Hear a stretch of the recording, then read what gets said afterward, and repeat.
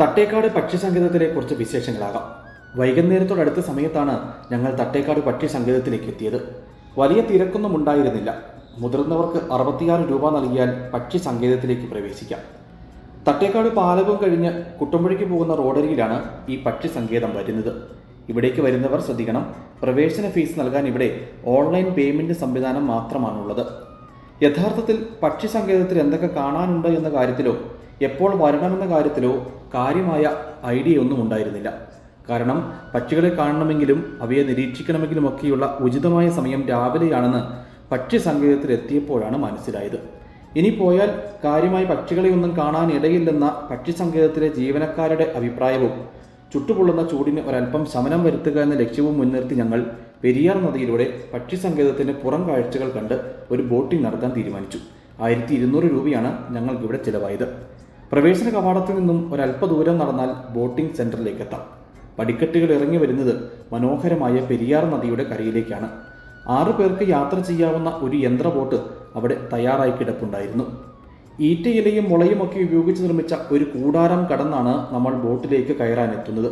ബോട്ടിലേക്ക് കയറാൻ തടികൊണ്ട് പാലം കണക്കെ ഒരു സംവിധാനവും ഒരുക്കിയിട്ടുണ്ട്.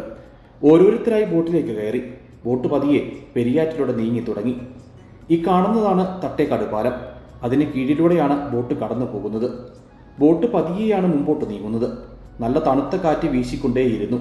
പക്ഷികളെ കാണേണ്ട, പകരം ബോട്ടിംഗ് നടത്തിയാൽ മതിയെന്ന തീരുമാനം ശരിവയ്ക്കും വിധം കാഴ്ചകൾക്ക് ഭംഗി കൂടിക്കൂടി വന്നു. ഭൂതത്താൻകെട്ട് ലക്ഷ്യമാക്കിയാണ് ബോട്ട് നീങ്ങുന്നത്.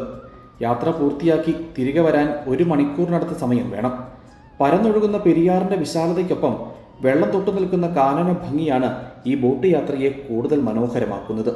ബോട്ട് മുമ്പോട്ട് നീങ്ങവേ നീർക്കാക്കയടക്കം ചില പക്ഷികളെ കണ്ടു. ദൂരെ വലിയ മലനിരകൾ കാണാം. പെരിയാറിന്റെ തീരത്ത് ചില വീടുകളുണ്ട്, റിസോർട്ടുകളും. യാത്ര പുറപ്പെട്ട് കുറച്ചധിക സമയമായതോടെ ഭൂതത്താൻകെട്ട് ദൃശ്യമായി. ഭൂതത്താൻകെട്ടിനരികിലെത്തിയതോടെ വെള്ളം കുടിക്കാനെത്തിയ ഏതാനും മ്ലാവുകൾ ഓടി മറയുന്നതും കണ്ടു. ബോട്ട് തിരികെ വരികയാണ്. തിരിച്ചുള്ള യാത്രയിലും കുറച്ചധികം പക്ഷികളെ കണ്ടു. ഈ പ്രദേശത്തിന്റെ ഭംഗി കാണാനും താമസിക്കാനുമൊക്കെയായി ഈ പ്രദേശത്ത് ചില റിസോർട്ടുകളും പ്രവർത്തിക്കുന്നുണ്ട്. തിരികെയുള്ള യാത്രയിൽ ഭൂതത്താൻകെട്ടിൽ നിന്നും തട്ടേക്കാട്ടിലേക്ക് സഞ്ചാരികളുമായി വരുന്ന മറ്റു ചില ബോട്ടുകളും കണ്ടു. ബോട്ട് യാത്ര ഏറെക്കുറെ അവസാനിക്കാറായിരിക്കുന്നു. വീണ്ടും നമ്മൾ തട്ടേക്കാട് പാലത്തിനടിയിലൂടെ ബോട്ടിംഗ് തുടങ്ങിയ കരഭാഗത്തേക്ക് എത്തുകയാണ്. ആകാശം ഇരുണ്ട് കാർമേഘം മൂടി തുടങ്ങി. ബോട്ട് യാത്ര അവസാനിച്ചു. സമയം വളരെ വൈകിയിരിക്കുന്നു. എങ്കിലും പക്ഷികളുടെ വിജ്ഞാന കേന്ദ്രം കൂടി കണ്ടു കളയാമെന്ന് തീരുമാനിച്ചു. വിവിധ പക്ഷികളെ പറ്റിയുള്ള വിശദമായ വിവരങ്ങൾ വിജ്ഞാന കേന്ദ്രത്തിനുള്ളിൽ എഴുതിയും ചിത്രങ്ങളായും ഒക്കെ ഉൾപ്പെടുത്തിയിട്ടുണ്ട്. വിജ്ഞാന കേന്ദ്രം കണ്ടിറങ്ങിയതോടെ മഴയും ആരംഭിച്ചു. മരങ്ങൾക്കിടയിലൂടെ വലിയ മഴത്തുള്ളികൾ മണ്ണിൽ പതിച്ചു. നല്ല ഉഗ്രൻ മഴ. പ്രകൃതിയാകെ തണുത്തു. പക്ഷികളുടെ വിജ്ഞാന കേന്ദ്രത്തിന് തൊട്ടുമുമ്പിൽ നക്ഷത്രവനവും ശലഭ പാർക്കുമുണ്ട്. മറ്റു ചില കാഴ്ചകൾ കൂടി ഈ പക്ഷി സങ്കേതത്തിനുള്ളിലുണ്ട്.